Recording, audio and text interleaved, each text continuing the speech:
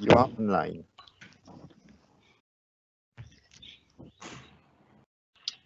Welcome to everyone. We are very pleased to today welcome you to a new and quite unique webinar. I think we can start, and maybe Georges Malamud, you can tell us if the participants are already in the room as well.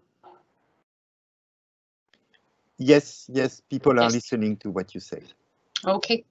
So we're very, very pleased to welcome you to a very special webinar, actually, because it is a webinar that brings together three very large organizations, associations of universities, actually, together with two esteemed speakers from one from the Caribbean and another one from Kenya.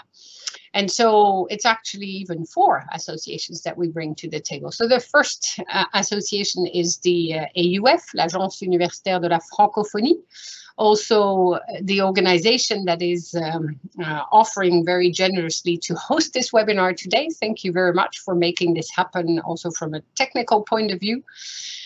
We are very pleased to welcome the ACU, the Association of Commonwealth Universities, and then Universities Caribbean with Myriam Moïse coming in as well, and Professor Francis Odhiambo Aduol, who's the Vice-chancellor of the Technical University of Kenya. So quite a diverse range of people in this conversation. And the last one is me. I'm the Secretary General of the International Association of Universities. So associations coming together to debate on the importance of Agenda 2030 for higher education, and why this year is such an important year for higher education on the one hand, and for Agenda 2030 on the other.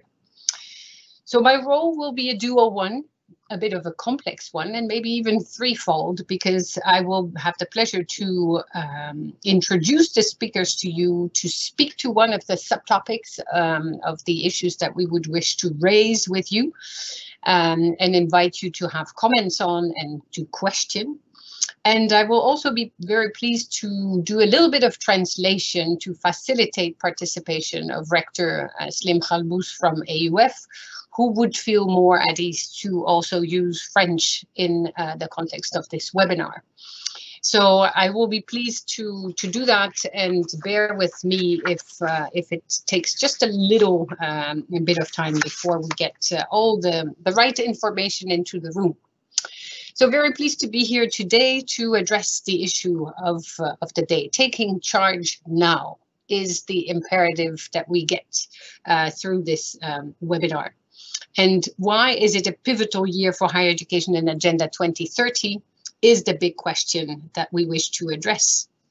And so I would like to start by giving the floor to Joanna Newman, who will speak to the importance of higher education today, and also specifically for the post-COVID-19 recovery period for the SDGs, and also why is higher education not to be forgotten as a pivotal, or as a pivot actually, in the whole education system. So Joanna Newman is the Secretary General of ACU, and we've been very pleased to work together now for quite some years to also advance on the important role of higher education for sustainable development. So the floor is yours, Joanna, to introduce the topics. Thank you very much, Hilligje. And it is actually a time to reflect today. The UK has been in lockdown for a year, and there was a moment's silence at midday today to just recognise the toll of suffering that the COVID-19 pandemic has had around the world. And, you know, we are a year further on from, or 2 years now further on from the declaration that the Association Universités Francophonie, the International Association of Universities, and the Association of Commonwealth Universities made together the high-level political forum at the United Nations in July 2019. And we do that because we are 3 global networks that together represent over 2,000 higher education institutions. And therefore we feel we have a mandate and a role to play to represent what universities and tertiary institutions do to make the world a better place.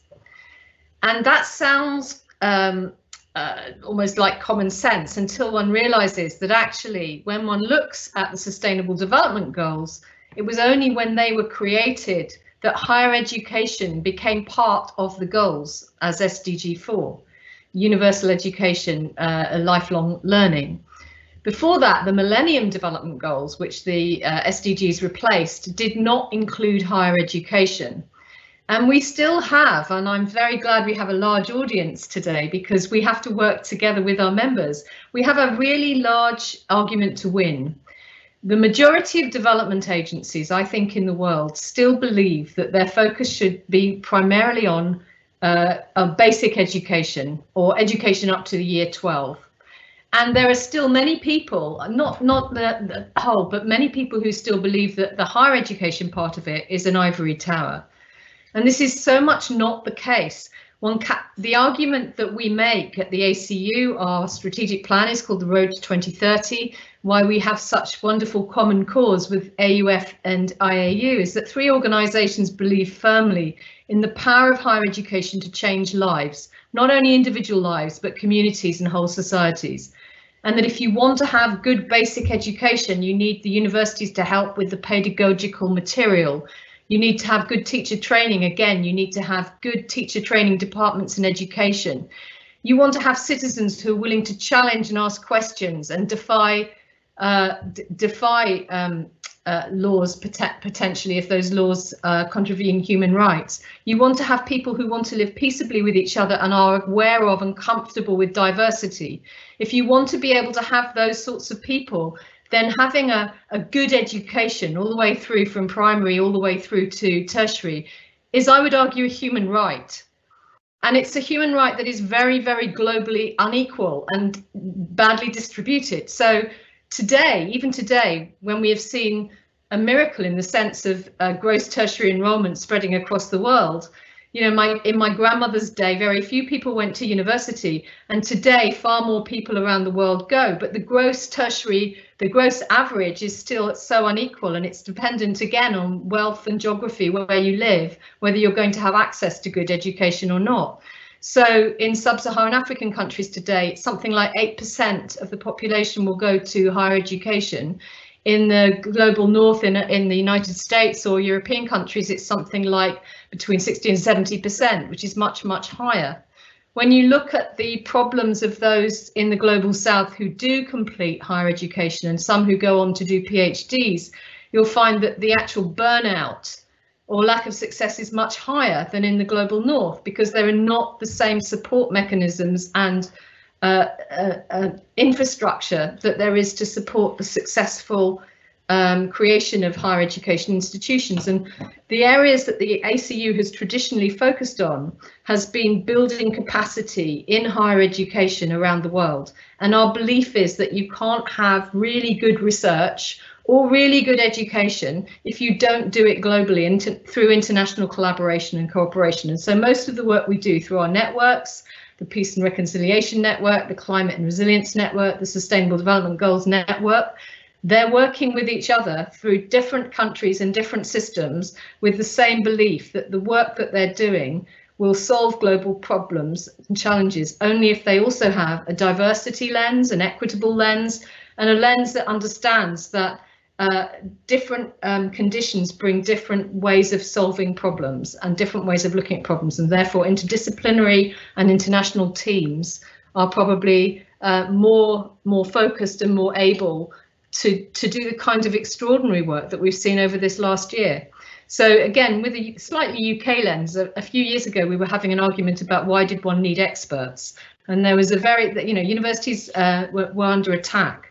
And I think in the last year, if nothing else, the why do we need experts question has at least been answered when one's seen the extraordinary international cooperation that has been done in terms of the development of vaccines and the development of public health policies that are working to protect populations around the world. So I'm not going to go on for much longer, but just to say that in July 19, we delivered a manifesto, if you like, to the United Nations, saying that the 3 organisations want to work as one in terms of the making the case for the importance of higher education, that we want to work for our members' benefits to promote what our members do in terms of solving global problems, the contribution to the Sustainable Development Goals, but also in their everyday teaching and learning and research activities. And that we want to have a place at the table. So partly, if nothing else at this webinar, we would like your support to help us make that case to UNESCO, to the United Nations, to Commonwealth governments, that we need to have higher education in the room, because they are an essential part of an ecosystem. They're not more important or less important than basic education, secondary education, or lifelong learning, but they are an essential component if one wants to get anywhere near to solving the Sustainable Development Goals by 2030, as we're all committed to do. Thank you very much.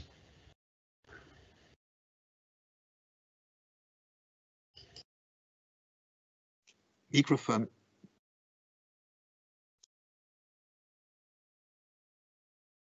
Very good start, and apologies, I was muted. The technicalities of platforms, each time a little bit different. We are getting better at it everywhere around the world, but still some challenges at times. So very good points made, Joanna, indeed, as to why higher education matters actually, and why to really address the challenges identified in Agenda 2030, we need for strong higher education. And I would like to turn to Slim Khalbous, who's the Recteur of the Agence Universitaire de la Francophonie, who will in part be speaking also in French, and I will try and translate the broad ideas. What is it according to you that today is happening? We're facing a global crisis. We're all in it together. It affects higher education in particular, as much as any other level. And yet higher education is so important to build back better. So maybe from a point of view of the Agence Universitaire de la Francophonie, maybe you would wish to intervene on that topic. Thank you, Hilligje. Hello, everybody. Bonjour. Of course, like my colleague, I am going to present some elements of reflection that the IUF is doing with IUC and ICU in relation to this critical area for the whole world, for the whole education system, and for university in particular. In the context of plurilingualism, like you said, Hilligje, which characterize the world of knowledge, allow me to address you in French in 3 points. First of all, the role of the university in post-COVID. Second point is why the three organizations, global organizations, present themselves to you together today. And the third point is the specific contributions of IUF, of course. Bien, donc je vais essayer de développer un petit peu en langue française, si vous le permettez. D'abord, le rôle de l'université dans la reconstruction post-Covid. Très souvent, les autorités publiques dans le monde, et plusieurs organismes internationaux d'ailleurs, considèrent le système éducatif surtout pour le système de base, c'est-à-dire primaire et secondaire, et pensent souvent que le supérieur n'est pas prioritaire. On verra après pour le supérieur. Et les trois organisations, nous pensons que cette façon de réfléchir, d'oublier ou de négliger le supérieur parce qu'il ne serait pas prioritaire, est une erreur stratégique grave et majeure, parce qu'il faut absolument prendre le système éducatif dans sa globalité, du primaire jusqu'au doctorat en passant par les différentes étapes. Et donc on ne peut réformer nos systèmes et être efficace que si on prend le système dans son ensemble. Quelques exemples très concrets sur l'apport possible des universités lorsqu'elles sont fortes et lorsqu'elles sont ensemble. D'abord, la qualité de la formation des compétences et des futurs leaders. Je pense que si la qualité de l'université est touchée, c'est la qualité des futurs leaders du monde qui sera touchée. Et ça, il ne faut jamais l'oublier. Deuxième point, c'est notre capacité à innover et à faire de la recherche et développement.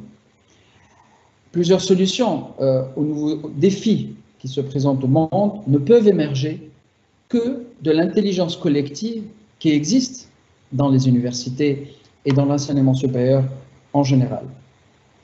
Donc, formation des compétences et des leaders, la capacité d'innover et la recherche et développement, et puis les réponses du digital et du numérique aujourd'hui qui devient prioritaire aux yeux de tout le monde. Ça, c'est peut-être le côté positif de la pandémie d'ailleurs. Mais ce que peut apporter les universités lorsqu'elles sont ensemble, c'est d'éviter la fracture numérique dans le monde et surtout entre le Nord et le Sud. Nous avons un grand risque d'une fracture numérique alors qu'il y a une prise de conscience de l'importance du numérique après cette pandémie que nous vivons aujourd'hui, mais tous les pays ne sont pas à la même vitesse et les universités peuvent jouer ce rôle de régulateur ou pour rattraper les niveaux. Quatrième exemple très concret de ce que peut apporter les universités, c'est la réponse aux défis sociétaux, environnementaux et je dirais même civilisationnels pour le développement durable et inclusif des nations aujourd'hui. Les problèmes sont tellement compliqués, sont tellement complexes, que les seuls éléments de réponse possibles ne peuvent être que pluridisciplinaires. Et cette pluridisciplinarité, active et productive, où est-ce qu'on peut la trouver? On peut la trouver que dans l'enseignement supérieur, les universités et les centres de recherche. Voilà 4 exemples concrets de ce que l'université peut faire pour le monde entier et pour les défis que nous vivons. Alors maintenant, deuxième point, pourquoi on se présente à vous à 3? Oui, micro. Yeah, maybe I should translate these 4 points just very quickly. Because the very important points you make is that universities actually are there, the best player or the major key stakeholder to help rebuild post-COVID-19.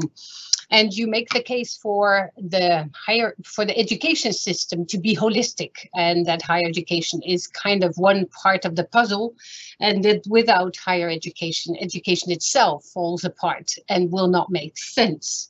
And you talk about a strategic error that governments would make if they forget about higher education, silo it out, put it on the side, and do not consider those as part of this continuum between primary, secondary, tertiary, and lifelong, because only by considering the entire system can our societies thrive.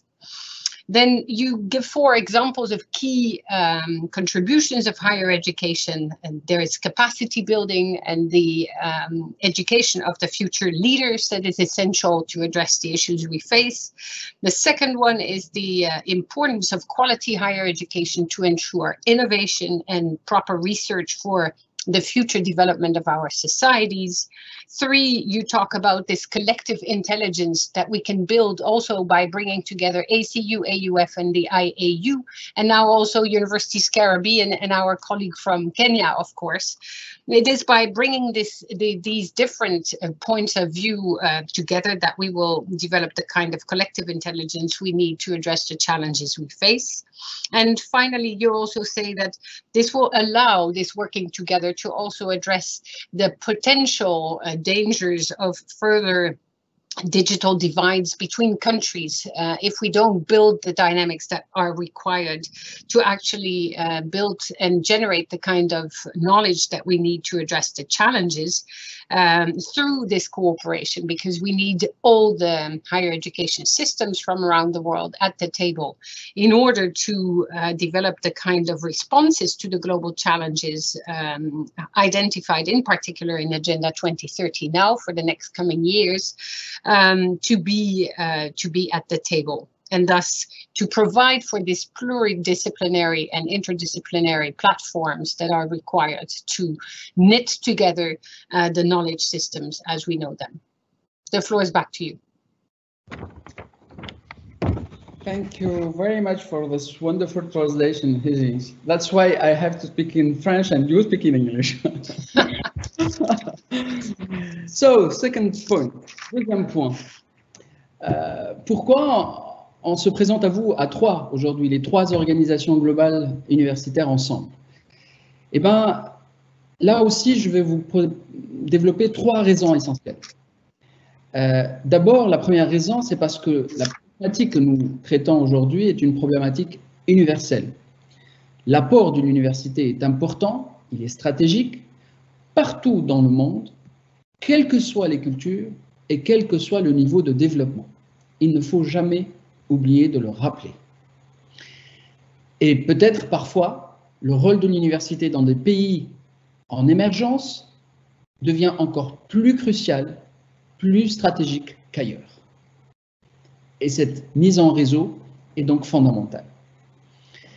Deuxième point qui justifie qu'on se mette ensemble et qu'on travaille ensemble, c'est parce que la collaboration scientifique internationale a toujours été la règle pour une meilleure production et une diffusion des connaissances. La diffusion et la production de la connaissance ne peut se faire qu'au-delà des frontières, ne peut se faire que grâce à nos différences. Les différences et la diversité que portent nos trois organisations donnent une meilleure représentativité de ce qui se fait de mieux dans le domaine du savoir dans le monde entier. Troisième raison. Les trois organisations, maintenant, se connaissent bien. Ils commencent à travailler de plus en plus ensemble. Nos équipes ont l'habitude de travailler ensemble sur des projets concrets à valeur ajoutée. Et c'est ça ce que nous voulons développer davantage pour les toutes prochaines années. Plus de projets concrets à valeur ajoutée à l'ensemble de nos membres dans le monde entier. Alors, on se voit souvent, malheureusement, virtuellement avec Joanna et Hilligje, mais nos équipes se rencontrent aussi régulièrement pour préparer des projets. Alors, nous avons déjà signé une convention de cadre pour faciliter le travail ensemble. Nous avons commencé sur l'axe des ODD et du développement durable, mais on ne va pas s'arrêter en si bon chemin parce qu'il y a d'autres axes très importants, comme le développement international et la coopération que je viens de citer, qui sont aussi les axes de coopération que nous allons vous présenter dans les prochains mois à vous tous. Hilligje, je te repasse la parole. Okay, yes, there are three major reasons why we work together, and it's easy to translate because we basically agree on it, and thus it is really nice to actually confirm this. And so the three reasons are key. And indeed, the first one is that because the agenda we're talking about here today is a universal agenda. It's an agenda for everyone, for everywhere, and for all kinds of inputs from the different parts of the world.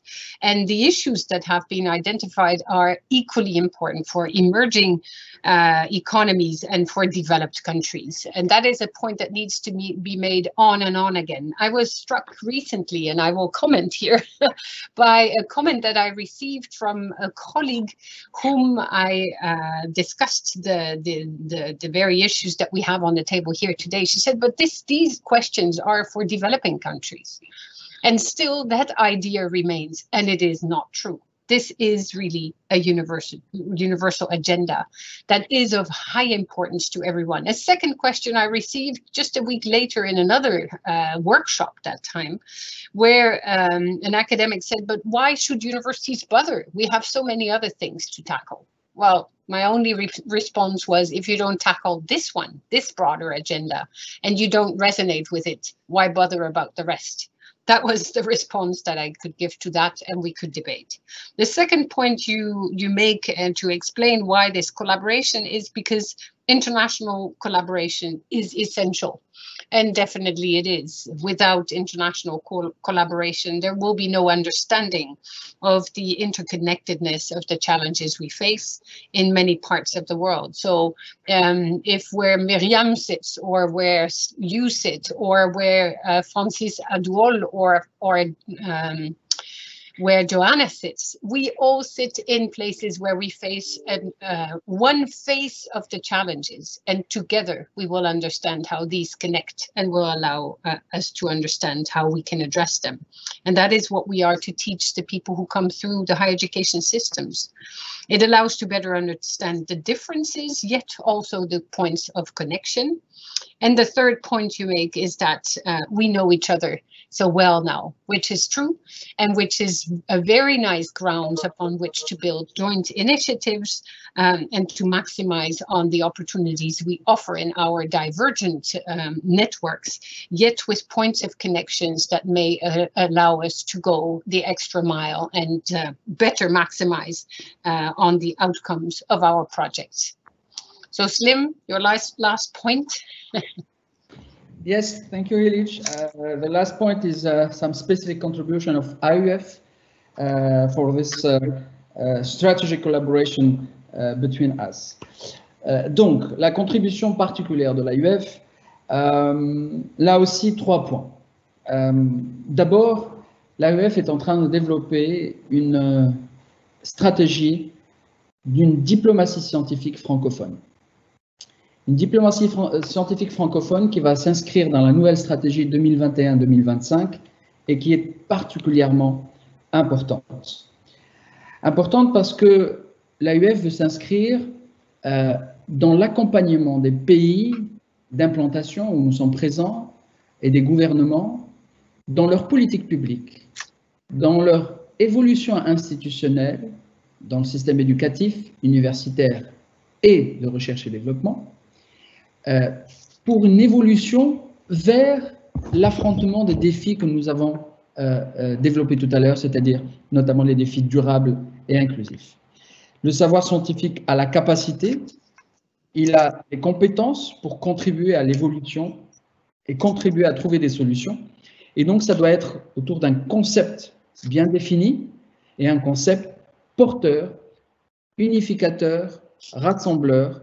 Et la francophonie scientifique, par un réseau très spécifique, va contribuer avec les autres à cette diplomatie scientifique très importante pour nous. Donc, nous prenons notre part dans la diplomatie scientifique en développant la diplomatie scientifique francophone qui a des atouts spécifiques, notamment dans la question du plurilinguisme, la question du pluriculturalisme et la question surtout aussi du pluridisciplinarité, la pluridisciplinarité, qui est très importante pour pouvoir embarquer tout le monde avec nous. Deuxième point qui me semble important comme exemple, c'est le réseau de l'AUF. Le réseau de l'AUF aujourd'hui est divers et il est sur les 5 continents. Il y a d'abord évidemment les plus de 1000 membres, universités ou centres de recherche, issus d'à peu près 120 pays.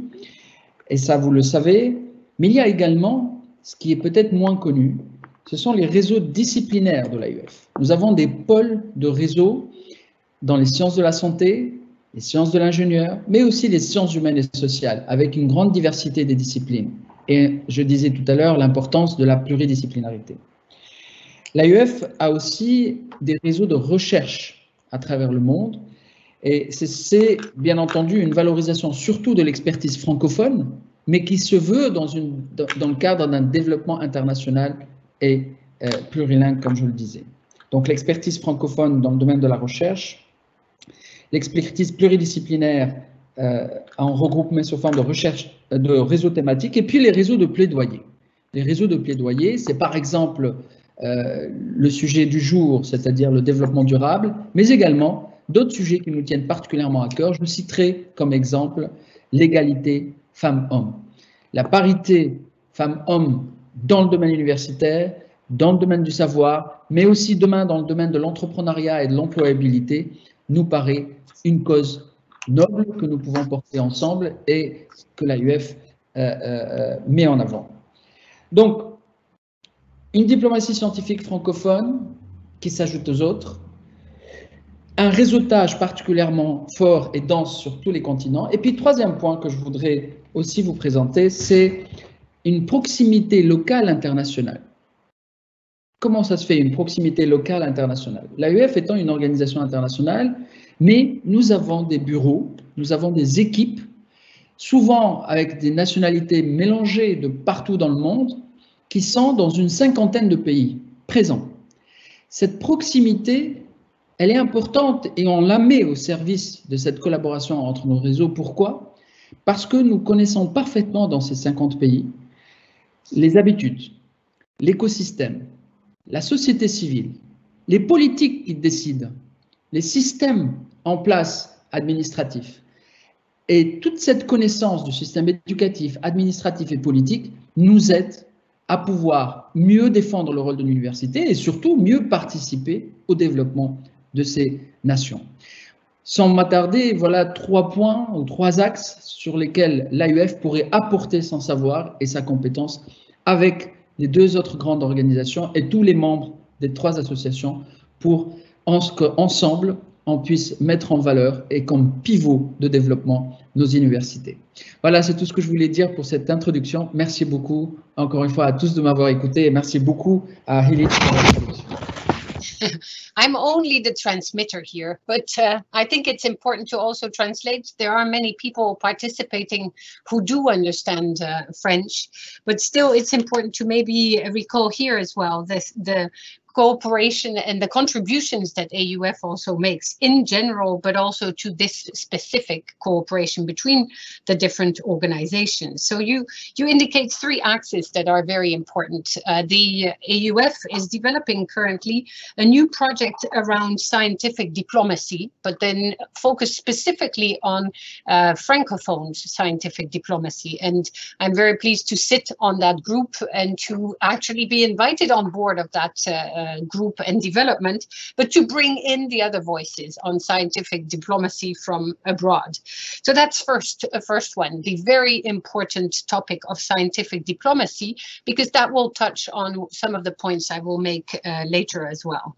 Then the second important point that also resonates with ACU and with AUF, and certainly as well with Université Caraïbes, is this networking, this putting things into perspective, bringing them together on the different continents. And you use a phrase that is very interesting as a third very important point, is this local proximity with international outlook. So you bring in these international teams to countries, you work together there locally, and so you have a closeness to the very issues that are on the agendas of universities and how they resonate with the society outside. And at the same time, so you have this local resonance that is very important and how to bring it to the global level. And ACU is doing similar things by really going local, discussing with people rooted in their local reality. And the IAU does that as well. And that is where we complement each other beautifully, because this allows to also go to these other dynamics you mentioned, the need for plurilingualism, the need for inter and pluridisciplinarity or transdisciplinarity. I'm lost in translation here, but how to bring the different continents together in their linguistic realities as well, resonate, value the differences, and yet work together. And this is where, as you said it, Joanna, at the beginning, we represent more than 2,000 universities. And that's where, if you allow me, I will, for a few minutes, also introduce why it is important for the IAU to be part of this, this consortium and this working together. It is because we also very strongly believe in this, the very important aspects of global cooperation with respect for the local realities. And so how to bring these dynamics together, how better to do that than by bringing together our different organizations. And let me recall very briefly how the IAU was called into life, because we don't have a resonance with Francophonie, or we don't have a resonance with the Commonwealth, or we don't have a geographical resonance. We're really truly global. And the reason why we were called into life was because there was a world war and there was a second one. So, and why then an IAU? It is because the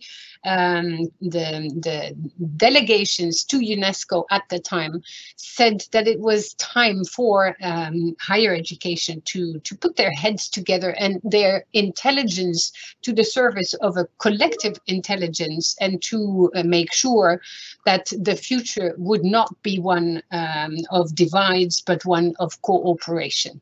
So we were called into life in 1950 and have worked over the last 70 years on strengthening international cooperation. And that is where we actually come closer to the work of the AUF and the ACU as well, and why we're so very pleased to have Myriam with us and Francis on the table, because we connect the different parts of the world to work together. So we're 3 membership-based organizations serving different purposes, and we will hear also from Myriam and from Francis, what does it mean to be part of several networks, and why do you engage with them, and what does it bring to you? So today, these cooperation dynamics are even more important than in the past, because we've seen that COVID-19 has hit higher education as never before. These were the first, this was one of the major sectors, together with education at large, schools and pre-primary, secondary, were hit very strongly. Campuses were closed, education pivoted online, so did research meetings and international conferences. And we had to reinvent ourselves and offer different kinds of opportunities for universities to come together and address the challenges that were faced. And we saw immediately that if you take out the dynamics of an education, societies are facing really problematic issues, and the society doesn't work anymore. So universities had to find ways to ensure that education would never stop, that it would, on the contrary, provide for the quality that was required for people to engage with the different issues that they were facing as an impact of COVID-19, and much more broadly speaking. So today, societies should really look at higher education as not a luxury, not a commodity, not as something that is part of something else. And as you said, Joanna, and kind of ivory tower. No, higher education is at the heart of our societies and should be cherished and nurtured and supported by everyone. And the point I was invited to make here is, why should governments actually bother? Why should governments look at their higher education institutions and at their higher education systems in the countries? And why should they make sure that the funding is au rendezvous when we are in the post-COVID era, instead of considering that now that everything could pivot online, we can cut on higher education even more than was planned before? Because university has always been challenged. Are you providing the kind of education that is required to address the challenges we face at local and global levels? Are you able to educate the kind of people that are required to operate in our societies? What are these dynamics of employability that Slim, you talked about? And so all of those cannot be solved if not for strong higher education institutions and strong higher education systems. And thus, governments should bother and should really look at both in the way that will allow for these institutions to play the role that they are called to play in our societies, from Jamaica to Kenya to the UK or to Tunisia or Paris. Everywhere, we should make sure that the governments are on the side of their higher education systems, that they don't fear them, but on the contrary, that they applaud to their existence and provide them with the value-based grounds that they require in order to ensure that those who come through higher education will be the kinds of citizens we need to build our societies anew. So I will leave it at that, because I think we can discuss these points much more with the two other speakers that we have, and all together in the round table, and also thanks to the questions that we receive from the audience. So please don't hesitate to use the chat function to ask the questions that you would like us to address, and we will get back to those after some of the questions. I would like to ask straight to Myriam and Francis, if you would allow me to use your first names. So Myriam, a very warm welcome to this roundtable. You're the Secretary General of the Université Caraïbes, which is yet another network with a very large mandate. And you connect to ACU, you connect to the AUF, and you also connect to IAU. So my first question would be, how does that resonate with Universités Caraïbes, and to what extent is this connection between associations of importance to your work, and how does it serve your membership? The floor is yours. Thank you very much, Hilligje. Thank you very much, colleagues. I shall speak in English, I guess. I'm very glad to be invited on this panel. As you know, Universities Caribbean is an organization which has just rebranded under the leadership of Professor Sir Hilary Beckles. And in fact, as the Caribbean organization, the Organization of Caribbean Universities and Research Institutes, it is very essential for me to insist on the specificity of our region and the vulnerability of our region, and therefore of our university system. And post-COVID has been even more challenging, of course, for the region in terms of the government's funds. And I believe that after this crisis, collaboration with universities and collaboration with global partners like IAU, AUF, and the Commonwealth Association as well, is definitely vital. It has become vital. Our members are always striving for more connections and more resources, more capacity building workshops, and this is what we offer through our partnerships. And I want to mention specifically that, for example, with the AUF, because our members, what the Rector Slim Khalbous has developed really resonates with our priorities as well, because in terms of the translingual dimension, the gender equality, and I would say that all of these resonates throughout our membership, because our university members are Spanish, French, English, and Dutch speaking, and of course Creole speaking members. So we work in all of these languages, and we want to be inclusive and to allow all our members to access the capacity building opportunities that we are giving them. So I just want to say that each organization definitely offers a specific opportunity. We target different opportunities with different organizations. For example, with IAU, we have worked on promoting through a project with BBC. We have worked on the visibility of our organization through a video project, which was very much enhancing and making our organization more visible on an international platform.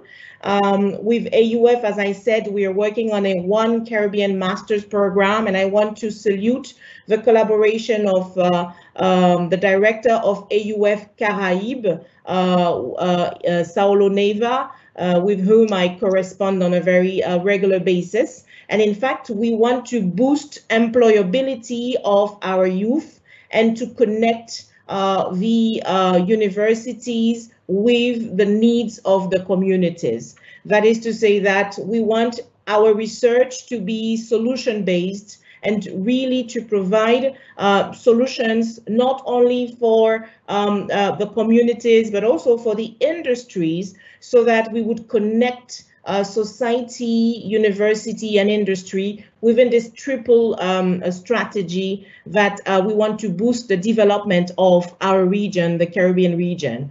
I will stop there, maybe to allow the speech to circulate. Okay, very good. The second question that I will ask you, and then move on to Francis as well, is the pandemic has come with so many challenges, and how do you see that your universities have been affected? The university in its broad sense, because it has so many branches out. It's fascinating to see with all these languages as well. And then how do you see that this year will still be a year that on the one hand challenges the role of universities, and on the other also puts right at the heart of everything else that universities actually are such a key to the future? So maybe you can take it there, and then I will turn to you, Francis Aduol, to also reflect on similar issues.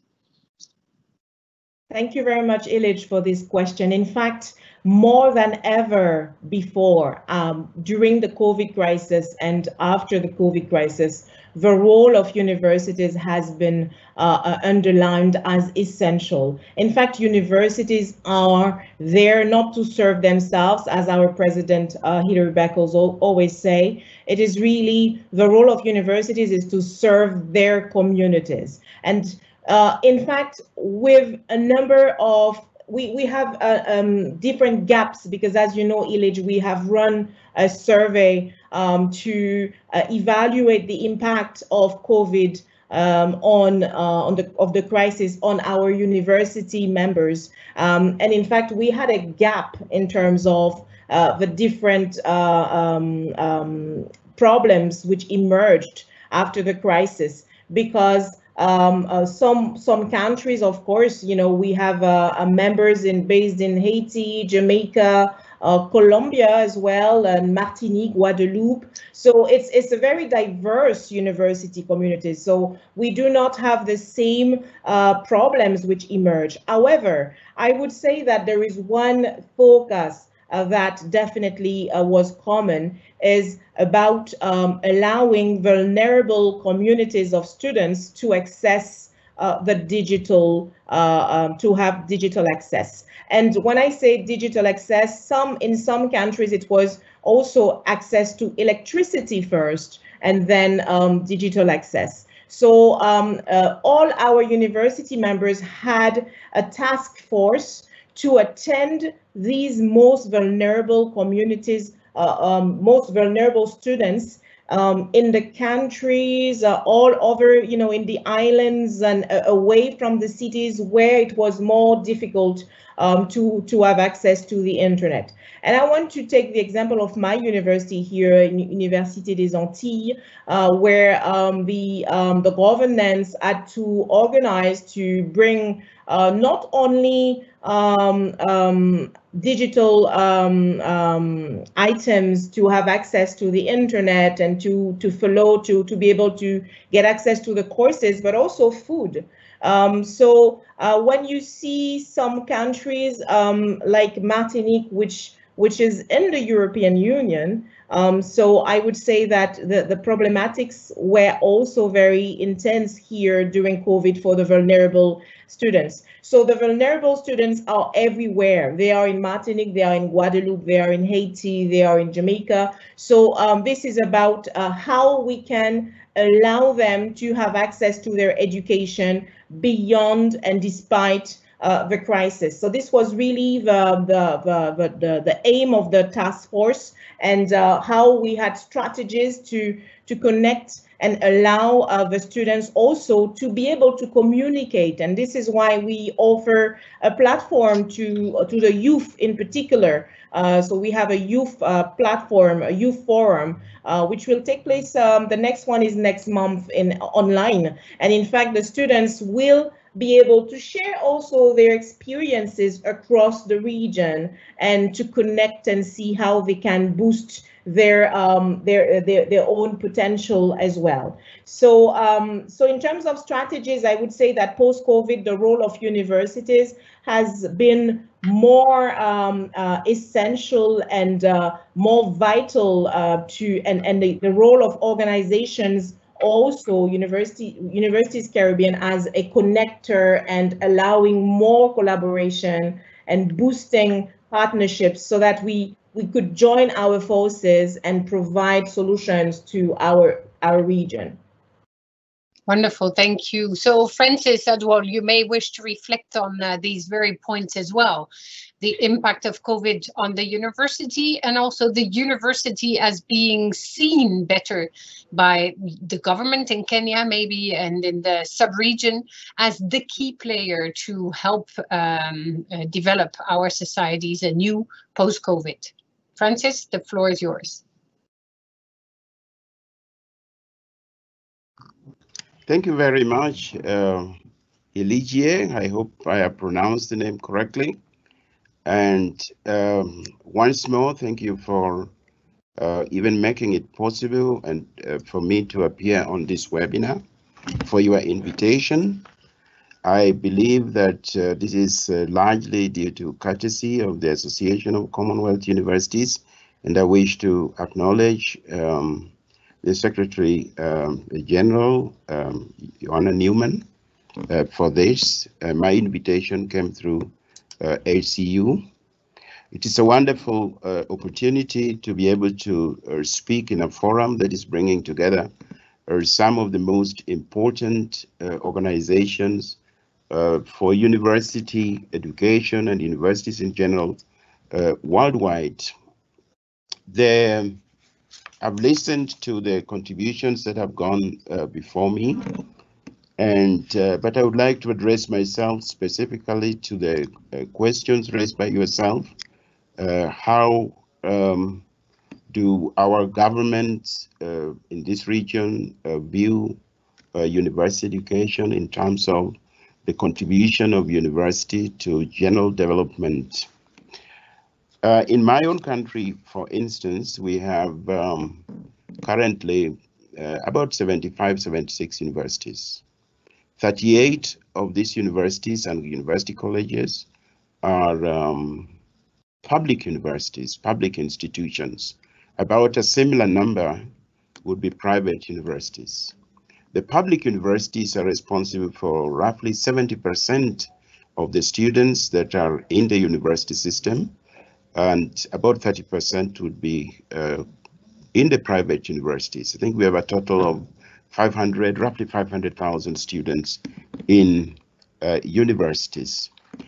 There is a big interest in university education in my country, and this has been responsible for the huge number of universities that we have established in the last 10 years. Up to 2007, in Kenya, there were only 7 universities. Today, we are talking 7 public universities. Today, we are talking about 38 public universities. And this underlines an important point, that the government obviously appreciates very strongly the role of university education in development. But when somebody looks at this carefully, it is also noted that the biggest concern of the government is what to do with the large numbers of students that are coming into the university system from high school. There is a big expansion of high school education in my country, whereby in the last few years, primary education and high school education was declared as free and therefore essential and almost mandatory for every pupil. And so the next thing is, what do you do with these huge numbers after they have finished their high school? Yes, there are colleges for them to go to, but unfortunately, a large majority of parents and pupils consider that their students, their children, should get admission into universities. And so there has suddenly been a big expansion in university education. This has come with a lot of pressures on the government itself in how to fund universities. And I think one of the biggest challenges that we are going through now is just how to fund these universities and at the same time ensure that you are giving quality education. One gets the impression that whereas our government, and I believe this is relevant to the whole of East Africa, because what is happening in Kenya is very well replicated in Uganda and in Tanzania. And whereas therefore our governments are keen that as many as possible numbers of young people should be getting to university to get university education, the question will always remain, how do you fund this to ensure that you can still maintain the high quality that is expected of universities? And this, in my view, is where organizations like ACU, AUF and IAU come in, because these organizations would be relevant to these universities in assisting to benchmark with other universities to ensure that we can maintain quality standards. The African university is not only in a situation where we have to work very hard to ensure that we maintain quality academic standards, but there is also the question of, are we offering relevant education? Because it is said, and there is a lot of writing to this effect, that African universities are producing huge numbers of university graduates who cannot find employment. But at the same time, there are organizations within the continent that are looking for quality graduates to employ. And I would say that therefore, what would be of great interest in this partnership of ACU, IAU, and AUF to African universities, with my country as an example, is how do we work together, first of all, to ensure good quality education to our graduates, our students who come to universities. And until that happens, the government will always have question marks about the relevance of university education. In my own country, there is a lot of discussion on the relevance and quality of education that universities are giving.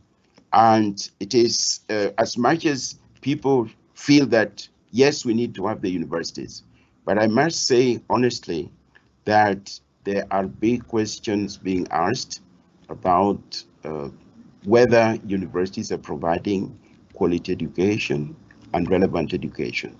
Those of us who are in the university system sometimes feel that these questions may be unfair to the university system, because the universities are trying as much as possible to ensure that these standards are kept, but the external environment sometimes makes it very difficult to experience this.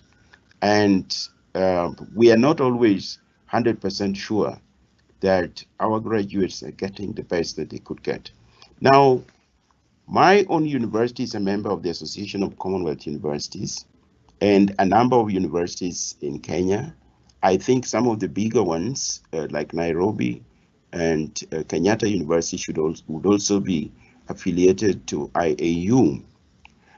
But the main reason we want to affiliate with these organizations is to give our universities opportunity to benchmark with others, to see what other universities are doing, so that we can be able to translate this to ourselves, and also benefit from exchange programs.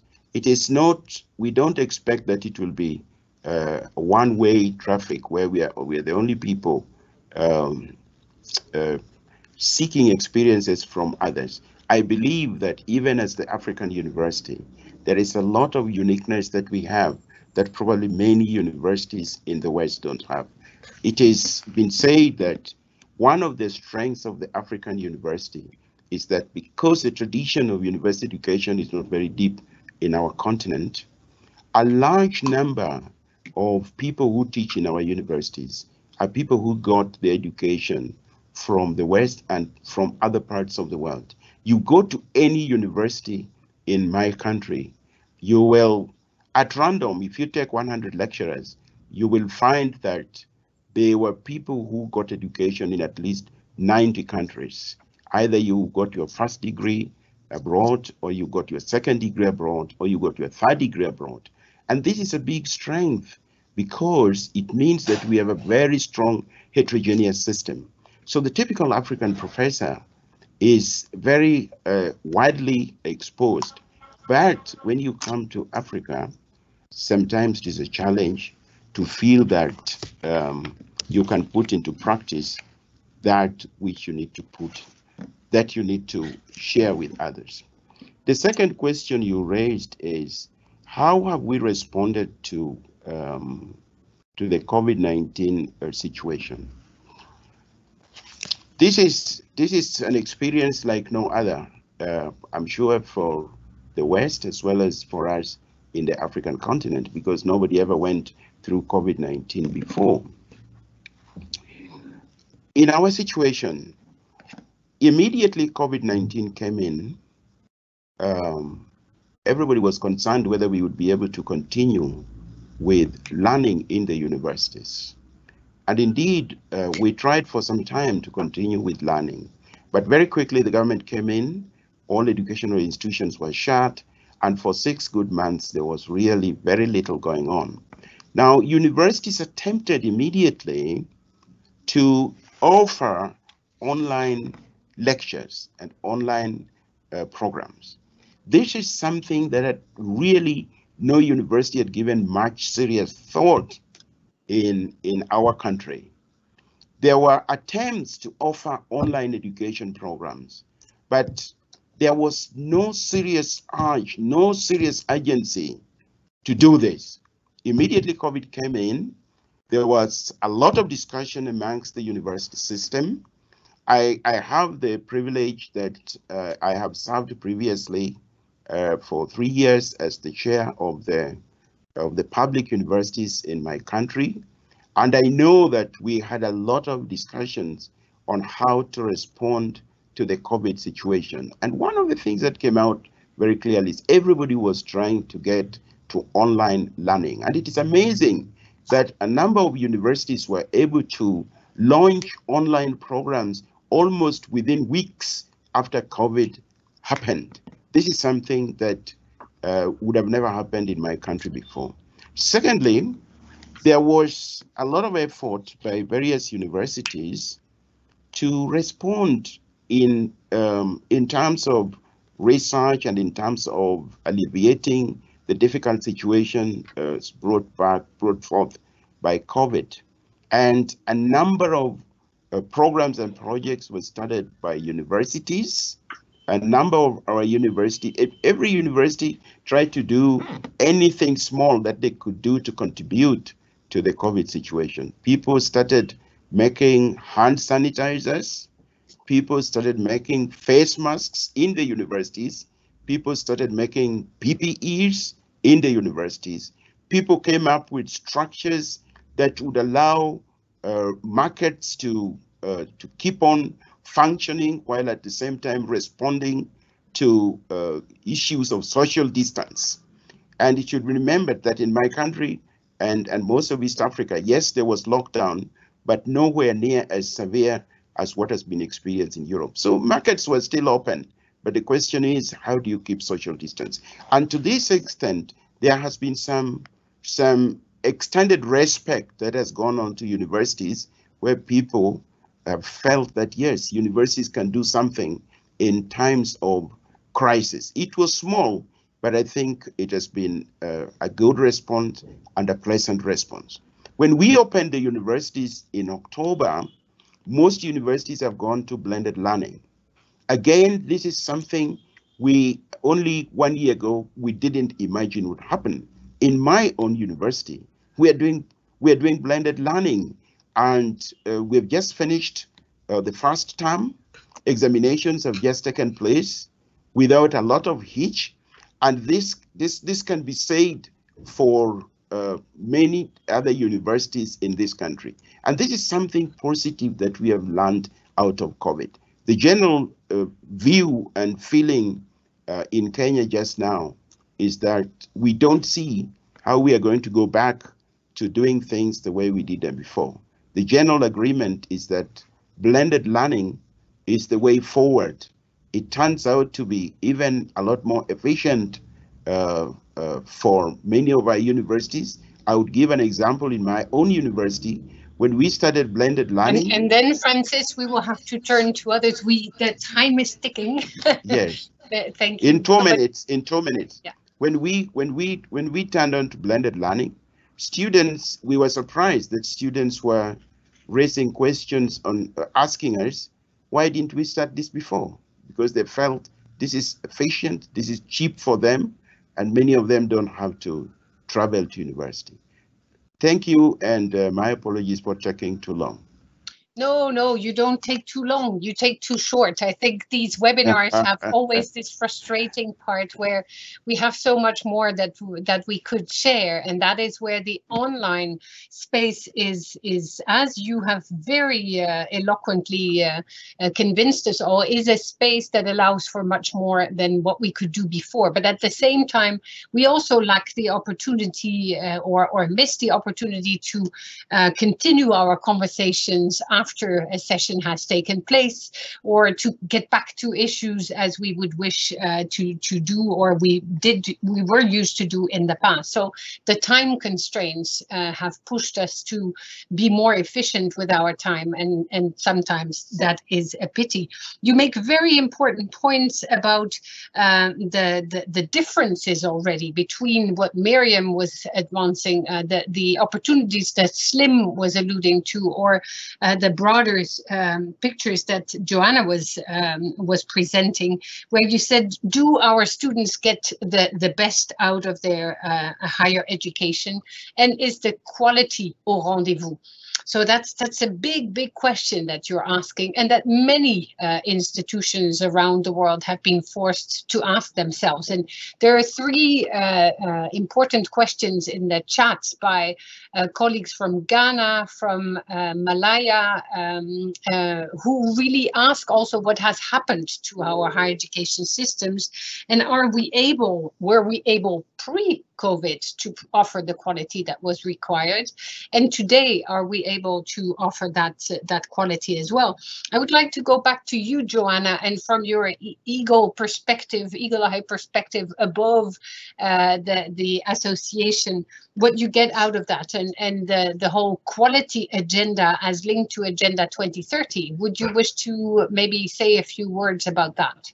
Thank you very much. Yes, and I really enjoyed listening to Francis and to Myriam, and there are many other points I'd like to raise, and from the questions, but I'll stick to these two. So firstly, on the question of quality, I go beyond that to say that I believe that everyone who can go to higher education should go, but I also believe in a strong tertiary sector. That's why I talk about tertiary education, and I believe in mobility from college to university, from university to college. And I don't think in the UK and many other countries we have got that right, and we certainly don't have that right in other countries either. And it's been a phenomenon I've seen in South Africa and in Kenya, where actually there was this move to universities, but there isn't an alternative, and that means that many people fail. And they don't have the right background, they don't have the right necessarily aptitude for higher education, and they fail when they start, and that's a real shame.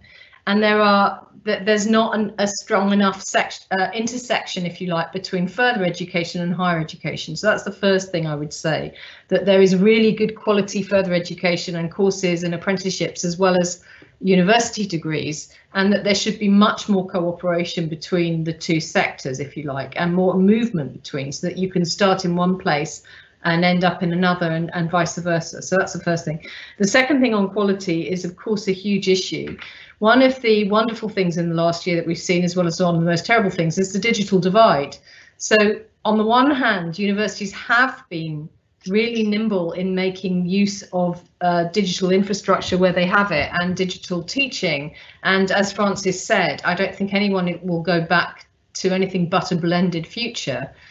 But there have been many universities that have not been able to make the most of that because there hasn't been the digital infrastructure, or where there has been a digital infrastructure, there's been a divide in the institution whereby the students and some of the younger lecturers, or let's just say the early career lecturers, don't have access to equipment that senior staff have. So we did a policy piece about the digital divide earlier on, where we questioned our members, and the majority of our universities said that they'd been severely impacted by the lack of ability to either provide equipment or have data to get people online. And yet at the same time, you have the most fantastic advances in pedagogy that have actually worked with a blended approach. I mean, we have a project in East Africa called the Programme for Enhanced and Blended Learning. We've reached over 10,000 students with that project, and that's working with our East African universities and other universities in our network to create a really fantastic undergraduate curriculum that can be shared, where you're teaching the teachers to deliver that content, and that's a scalable model. So in some ways, it provides us with a pointer to what we need to be lobbying for when we do talk to governments. And it's about every university, as well as every school, should have the ability to deliver online blended learning, because it's part of the right of education. We are about to embark on a project with the University of the West Indies, who are our lead with the University of the South Pacific on climate and resilience network. And one of the projects that we're doing, which has the Vice-chancellor Hilary Beckles' blessing, is a new program to create a campus in Antigua for the Eastern Caribbean region on the blue economy. And that's because, you know, that this is a region that is in some ways most buffeted by hurricanes and by climate, and yet they don't have on their campus a centre of excellence. And so one of the exciting opportunities of international collaboration, and as Francis, you also mentioned, you know, that you want to have a chance for exchanges, is that we have universities in our network, or in our networks, plural, of real expertise around the world that can contribute and be part of this new centre. Now that's in the blue economy, but there are so many other areas of where we can, through our membership, exchange knowledge and collaboration and connections. And a new area that we want to trial at the ACU is virtual exchanges and virtual mobility. We see this as not only born out of necessity, but also opportunity to expand students' horizons, and particularly students who would find it quite difficult to travel for 6 months or a year abroad. So actually starting these international collaborations, which we would be carefully trying to curate to have cultural elements in as well, would provide the opportunity to expand horizons, to actually exchange and understand different kinds of cultural contexts, and could potentially then lead to further physical exchanges as well. So we want to work together as a collaborative in order to sort of really create perhaps an infrastructure to make these things happen.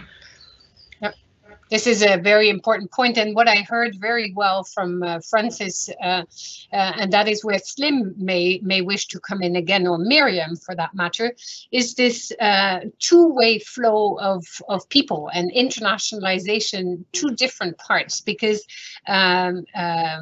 obviously, it's an understatement, Professor Francis, that Africa has a lot to offer. Africa has everything to offer, and it is true that we see more people moving out of Africa to other places than students from Europe or North America, Latin America going to Africa, and that is a shame, if I may use that word as strongly as that, because the experience of studying in university in Kenya, in Zimbabwe, in Rwanda, or in Senegal or Cameroon is an unforgettable and life-changing experience that will allow to develop friendships with people in an unforeseen way.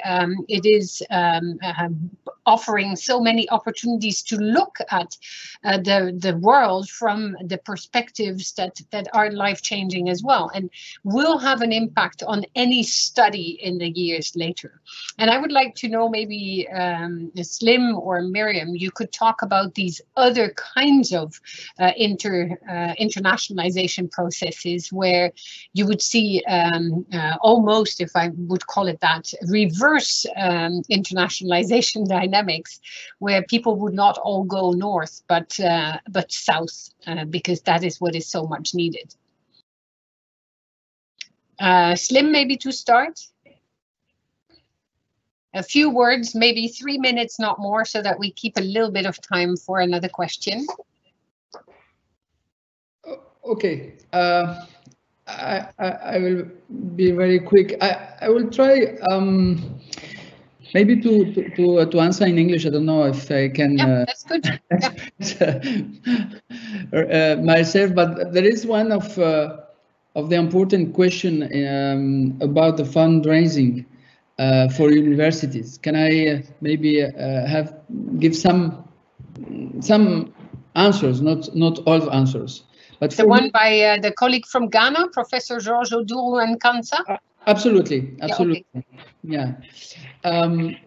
For me, there is 3 main conditions to convince donors or partners to put more funds in university. First of all, we need a better knowledge of the diversity and the real needs of the actors of education system in the world, of course, but also political actors that influence public and private donors. So we need to know more about them. Second, we have to develop the image of a useful university that provides answer and carries an international dimensions. University open on the world, especially for networking and mobilities. Third answer, maybe we have to implement concrete actions. There is nothing better than the force of the demonstration of on the ground to convince. Some universities raised several funds because they presented solution to fight COVID, for example. So that's we show that we deserve funds, that we know how to use money well, and that we will be useful for our donors. That's maybe the better strategy to attract more fundraising for our universities. I stop there. Thank you. And then Myriam, would you like to pick up on the conversation that was started by Joanna, then also continued by Francis, and this idea of mobility of a different kind, more fair and more inclusive, in order, again, to address the challenges as identified in Agenda 2030 in a more proactive way? Yes, thank you very much for this question, Hilligje. I do believe that mobility should definitely be reversed, and interest, and it is already the case. Interest is growing towards the Caribbean region. Caribbean region is definitely, the University of the West Indies, for example, is leading in terms of climate change research. And I believe that the Caribbean should become a research laboratory with all of these universities joining forces around topical priority issues for the region. And in fact, at Universities Caribbean, we have defined 6 priority issues for our region, which allow us to also attract global partnership. At the moment, we have been contacted by partners of the Americas. They are developing an initiative around climate change. So in terms of our priorities, what we want is really to define these priorities, make them known, attract global partners, and build solution-based initiatives as our concept of One Caribbean Solutions, really to provide more practical solutions to respond to the needs of our region. So we have 6 priority issues: digital transformation, climate change and environmental justice, public health and chronic diseases, tourism, blue economy and sustainable development, transportation and logistics, and of course, since we are post-colonial societies, we're also very interested in race and gender and Caribbean realities. So really, all of these, I believe the Caribbean as a region, and when I talk about the Caribbean, I talk about the wider Caribbean, including the continental Caribbean. I believe that as a region, we have a lot to offer, and we do attract more and more international proposals and for initiatives. And we believe that in terms of developing research projects, research programs, we can lead in some of these initiatives which are key to our region. Thank you. And it's, I think in part we have responded, you have responded to Colin Strong from the University of Malaya when the question says, well, how can universities actually be seen as a sector leading the post-pandemic recovery efforts and lending credence to the role of the sector in providing long-term solutions to humanity's challenges and creating a new frontier of breakthroughs and awakening. That's what you show. You show through what your universities are actually doing and what associations are contributing to it as well. We're almost towards the end. We have 6 minutes left, or 5 now, and the word would be to Joanna. But can I give just 1 minute to each to just add to this conversation so that Joanna can just prepare to have some concluding remarks. So 1 minute. Francis? Would you like to react to the conversation? Yes, I didn't get a chance to say something on what higher education sector should be looking from the Global Education Meeting and World Conference on Higher Education. And I would say that in 1 or 2 sentences, I think one of the biggest things we need to respond to is the whole question of Agenda 2030. I think this is very important to our universities, to the extent that we need to propagate Agenda 2030 amongst the young people, and the best group of young people to look to in this respect would be university students. I feel that there is very little happening in this respect, at least within my region, and ACU and IAU and AUF should look to working with universities, especially in the developing countries, in this respect, so that we can begin to promote this amongst our students, because these are the people who are going to live in 2030 as adults. Thank you. Yeah, wonderful. And it goes back to the phrase you used earlier, where you said these associations can also help benchmark with others and to then later use the examples that are being promoted by others and translate them to the local situation, and like vice versa, what you are doing, so that others can translate it again to their own reality. So that's really nice that you touched on that question. Thank you for doing so. Myriam, 1 minute. Yes, thank you very much for the minute, Hilligje. Yes, I would just say that as an organization, we definitely look forward to developing more projects and more links with global associations as ACU, IAU, and AUF. But definitely we, to echo what Francis has just said, definitely we want to also consider that Agenda 2050, we really want to invest invest in our youth, because we see the Caribbean youth as the future leaders of this region. And in fact, we want to invest in innovative entrepreneurship and give these capacities, build capacities of our youth to make sure that they would develop solidarity action and a network around their universities as boosting innovation and boosting employability, and always connecting the employability, the needs of our courses to all the needs of our societies that I have mentioned earlier. Thank you very much for this opportunity. Thank you. And Slim, just 1 minute, because then we turn to Joanna. Less than 1 minute. Maybe just to say that our collaboration is strategically important to promote the role of the university, and AUF will do all her best to be active part of this beautiful project. Thank you. IAU, same. And I will leave it at that. Joanna, the word is yours. Okay, I don't have very much to say to wrap up, except that this is a fantastic moment in time.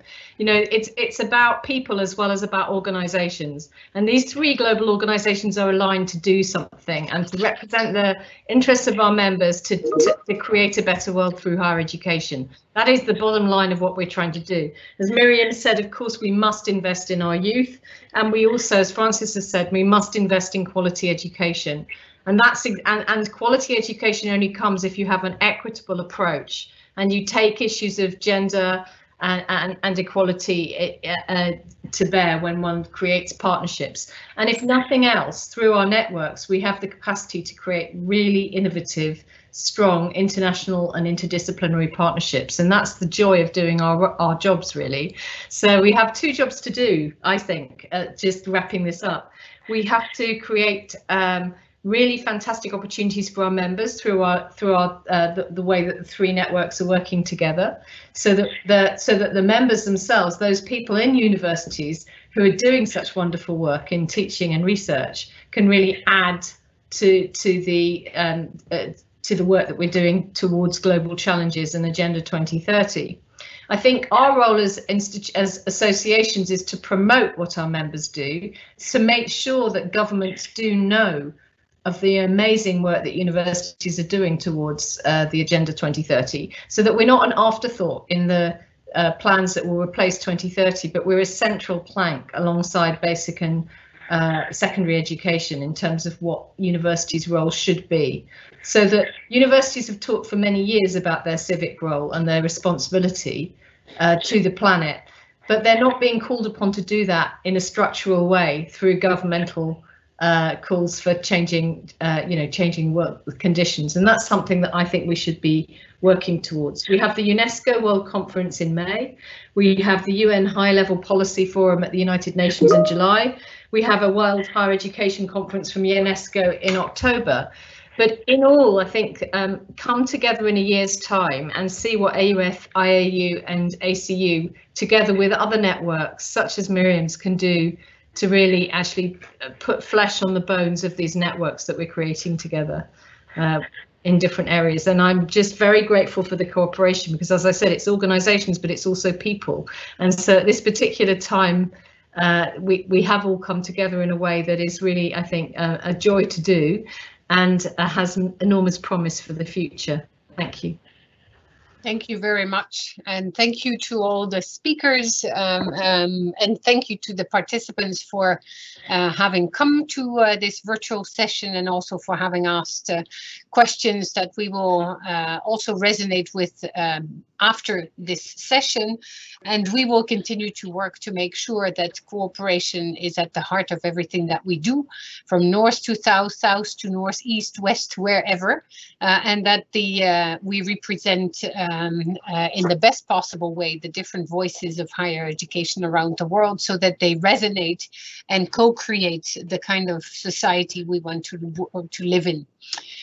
So we would, I believe I can speak on behalf of all all 6 of us here on the screen, and wish everybody the best in the challenging circumstances with COVID raving still and in different forms and shapes everywhere. Stay safe, take care, and let's stay connected. The digital opportunities are wonderful and allow us to connect in very dynamic ways. So looking forward to further discussions for sure. Thank you so much. Bye bye. Bye bye. Bye. À bientôt. À bientôt, avec plaisir. Oui. Auf Wiedersehen. Ciao.